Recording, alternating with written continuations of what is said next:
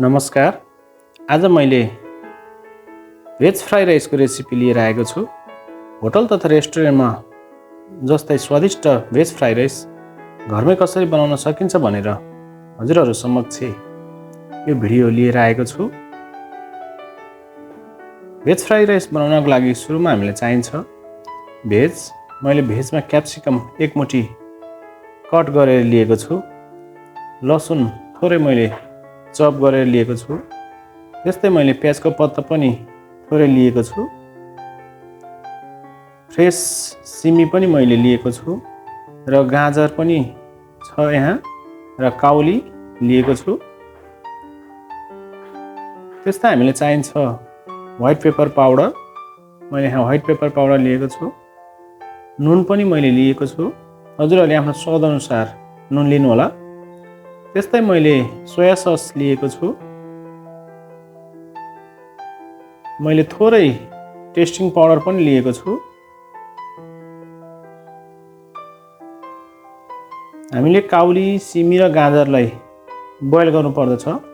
मैले fry rice बनाउनको लागि चामल भिजाएर राखेको छु। करिब 25-30 मिनट जति चामललाई भिजाउनु होला।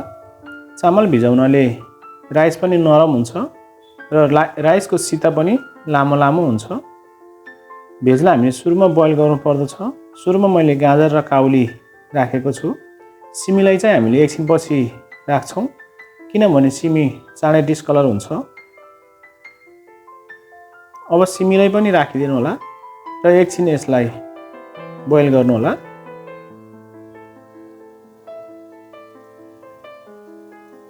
हामीले भेजलाई धेरै बोइल गर्न हुँदैन किनभने डिस्कलर हुन्छ। यसमा थोरै बेकिङ पाउडर राखिदिनु होला।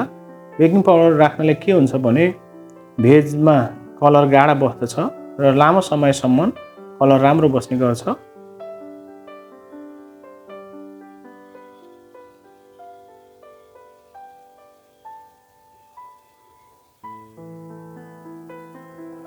भेज रेडी भइसकेको छ। यो भेजलाई हामीले तारेर तुरुन्तै चिसो बनाउनु पर्दछ। तातो राख्यो भने भेज डिस्कलर हुन्छ। त्यसैले यसलाई सकेको छिटो र चिसो बनाउनु पर्दछ।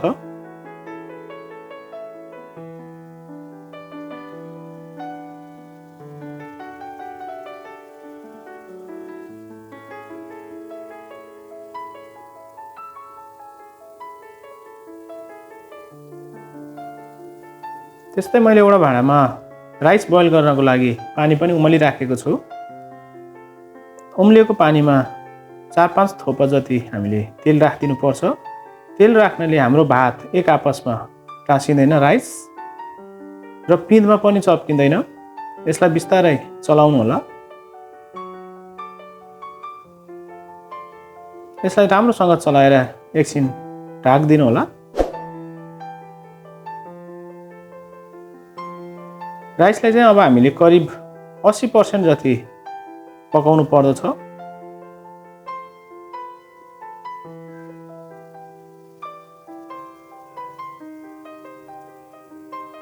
राइस रेडी भइसकेको छ।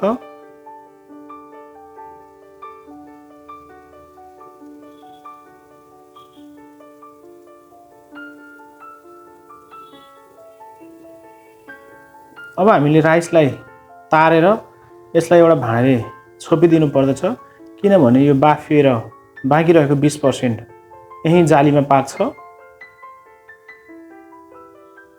मैले प्याज पनि एड गरेको छु।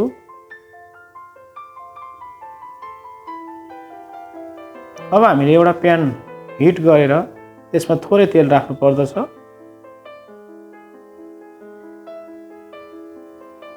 प्यानलाई राम्रोसँग हिट गराउनु पर्दछ र चप गरेको लसुन राख्नु होला र यसलाई हल्का चलाएर त्यसपछि क्याप्सिकम राख्नु होला र काटिराखेको प्याज पनि हामीले यसमा राख्नु पर्दछ र एकछिन यसलाई सोते गर्नु होला। र हामीले अघि ब्लान्च गरेको भेज पनि यसमा राख्नु पर्दछ।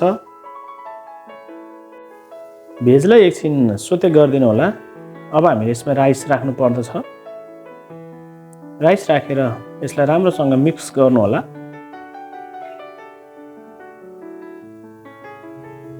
यसमा हामीले स्वाद अनुसार नुन राख्नुपर्छ। त्यस्तै मरिचको धुलो र अलिकति एमएसजी र थोरै सोया सस यसमा राखेर फेरि हामीले यसलाई राम्रोसँग चलाउनु पर्दछ। यसलाई एकछिन राम्रोसँग भुट्नु होला।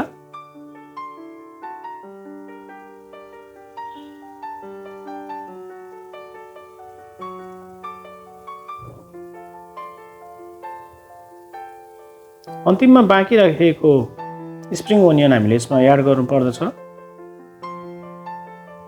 र यसलाई एकचोटि फेरि राम्रोसँग चलाउनु होला।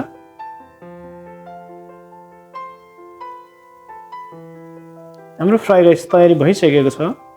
यसलाई हजुरहरूले सर्भ गर्न सक्नुहुनेछ। हजुरहरूले मेरो च्यानल अहिलेसम्म सब्सक्राइब गर्नुभएको छैन भने सब्सक्राइब गरिदिनु होला।